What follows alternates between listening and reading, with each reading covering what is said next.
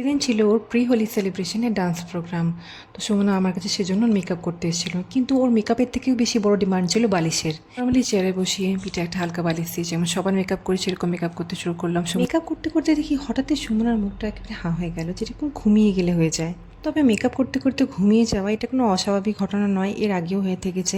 অনেকেই সাজতে গিয়ে ঘুমিয়ে পড়ে, তো তাদেরকে ঘুম থেকে তুলে আমরা আন্ডার আই কাজটা করি।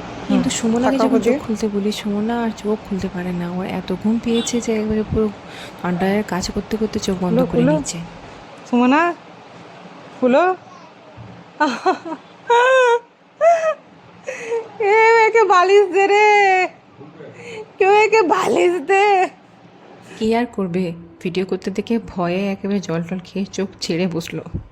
যাই হোক, ওকে ঘুম থেকে উঠে একবারে লাল টকটকে একটা লিপস্টিক পরিয়ে দিলাম। আচ্ছা, এই লিপস্টিকের কালারটা কেমন হয়েছে বলো তো, তোমার কমেন্টে কিন্তু অবশ্যই জানিও।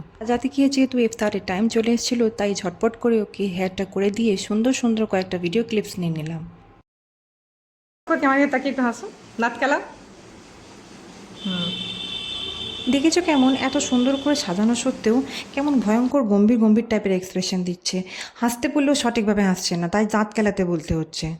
আচ্ছা, দাঁত কেলানো অবস্থায় না গম্ভীরভাবে কোনটাতে সুমনাকে বেশি সুন্দর লাগছে তোমরা জানিও তো।